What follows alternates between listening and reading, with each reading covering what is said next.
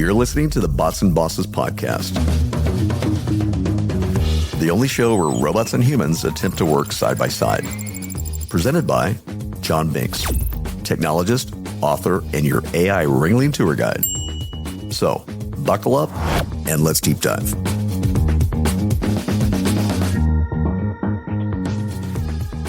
Welcome to the Deep Dive. Today, we're tackling something pretty significant. We're trying to extract the critical knowledge from a big multi-part series on 2026 tech leadership. And this isn't about, the next new shiny object. Not at all. This is about the fundamental capabilities of entire organizations in what the sources are calling a genuinely transformative year. Exactly. The material we're looking at is aimed high. We're talking CIOs, CTOs, the C-suite. Right. And the consensus is that technology leadership has to become something more. It's not just technical oversight anymore. It's about strategic clarity, governance, and this is a big one, workforce stewardship. It is. The stakes are huge. 2026 is being framed as the year AI really moves from just an assistant to an autonomous agent. And to give credit where it's due, our insights are sourced from a really excellent executive briefing series. We should probably start by acknowledging the original context. Welcome to the Bots and Bosses podcast, presented by John Binks. This is episode 22. It originally aired on November 14th, 2025.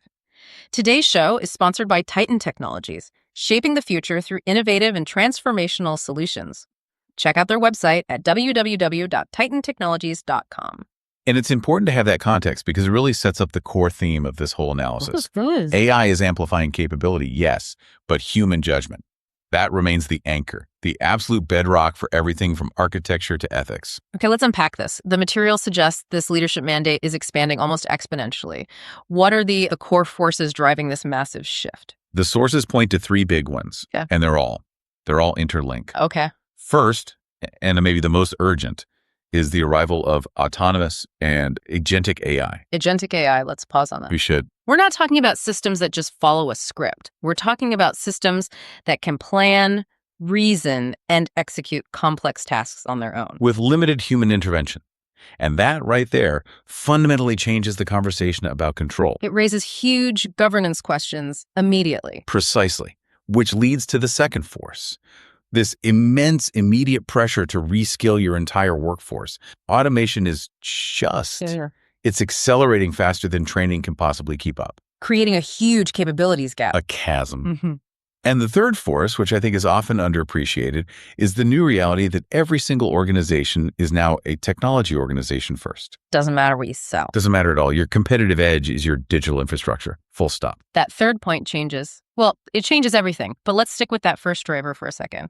Autonomous AI. Okay. The sources seem to treat this less like some future thing and more like a current operational problem to solve. So here's where it gets really interesting.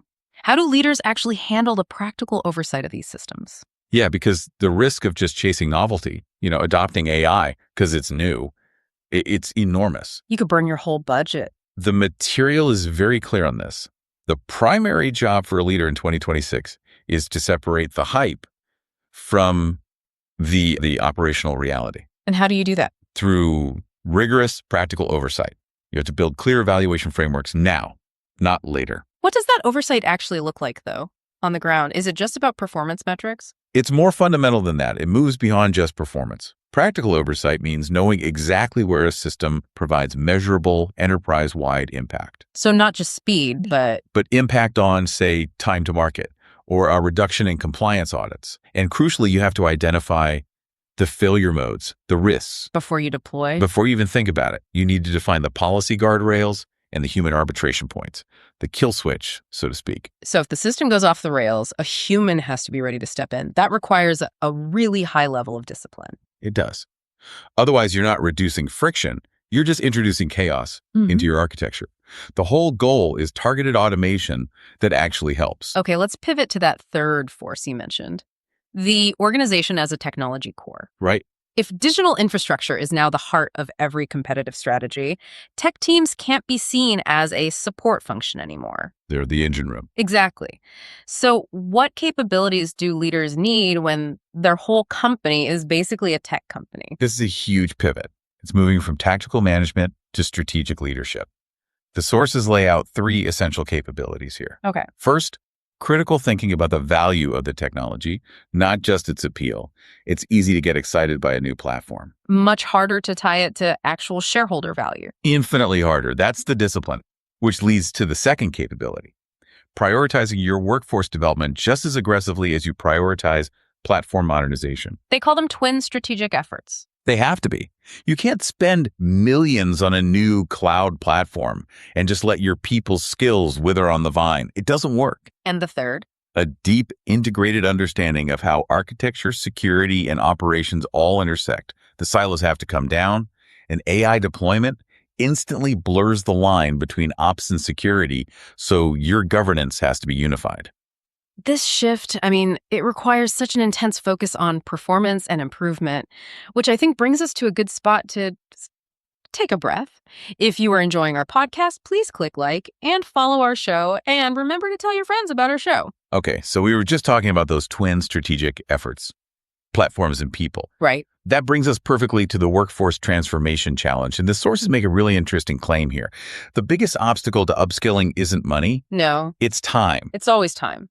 Traditional training just doesn't work because you're asking people to somehow fit it in around an already packed work week. So it's a culture problem, really, not a training problem. Yeah. Absolutely. The only way forward is to treat learning as a core part of the job, not some extracurricular activity. But how do you convince, say, a CFO to sign off on protected learning time every week? That feels like a tough sell. The argument is that the conviction comes from the results. You measure it. Reduced errors, faster deployments, lower turnover. The only way to get there is to institutionalize it. And the material outlines 4 elements of a culture that does that well. It does. First, you have to protect that structured learning time. It has to be on the calendar, non-negotiable, just like a major client meeting. And second, you have to reward it. You have to. You link new skills and certifications directly to compensation, to bonuses, to promotions. You have to monetize the learning for the employee. And the content itself needs to change, right? It can't just be boring presentations. Absolutely not. That's the third element. You shift to hands-on, scenario-based learning. Let people play in a real data sandbox. That's how knowledge actually sticks. Encourage internal mobility. What's the point of learning a new skill if you have nowhere to use it? You'll just leave. Internal mobility makes sure that investment stays in the company. That idea of retention through utility, that's powerful. And speaking of long-term investment, the sources give this really stark warning about the talent pipeline. The seed corn analogy. Yeah, that's the one. Reducing entry-level hiring today to save a little money is like eating your seed corn. It guarantees you'll have a famine of mid and senior level talent in a few years. It's the classic short-sighted move that it hollows out your organization's capability from the inside. It's a non-negotiable. You have to protect tomorrow. So what are the recommended ways to do that, to protect that future capability? The sources focus on a triad of pathways. First, robust apprenticeship programs, not internships. What's the difference? An apprenticeship is a structured growth path. You pair new talent with experienced mentors on real projects. It's about skill transfer and cultural integration, not just busy work. Okay, makes sense. What's the second pathway? Career switcher pathways. This is critical for bringing in diverse skill sets. People from finance, logistics, the humanities, they bring critical thinking. You can't teach. You just need to give them the focused tech upskilling. It widens your talent pool enormously. And the third? Rotational programs. You give new hires a foundational tour across cloud, data, AI, security, before they specialize. So they see how the whole machine works together. Exactly. It builds resilience and it breaks down those silos we were talking about earlier. Okay, let's try to bring this all together. If you're an executive listening to this, trying to figure out 2026, what are the core recommendations? Let's synthesize this down. I think it boils down to 5 priorities. They're focused on both control and people. Go for it. First, monitor autonomous AI through disciplined, measurable use cases. Focus on impact, not novelty. Second, connect your tech strategy directly to your workforce strategy. They are one and the same. The twin efforts. The twin efforts. Third, build a culture where learning is frequent, expected, and actually rewarded. Fourth, invest in that early career talent. Protect your pipeline. Don't eat the seed corn. And fifth, strengthen your governance structures now. Move beyond just writing policy to building practical, technical guardrails for AI. That is a demanding agenda, but a necessary one. The sources really suggest that in 2026, the winners won't be the ones moving fastest. No, it will be the ones moving with purpose, with discipline. Which leaves us with a really important question for you, the listener, to think about. Beyond all the technical skill, what are the non-technical human competencies? Things like ethical reasoning or negotiation or strategic foresight that will be the most essential for governing these new agentic AI systems. And for deciding where those human arbitration points really need to be. Today's show is human-inspired and powered with AI assistance. Be sure to visit us, www.botsandbosses.com. Remember, the bots are getting smarter, but you're still the boss. Well, that's a wrap of this episode of the Bots and Bosses podcast. Enjoyed the show? Don't just listen. Follow the Bots and Bosses podcast and connect with John Binks online. Remember, the bots are getting smarter, but you're still the boss. For now, see you next time.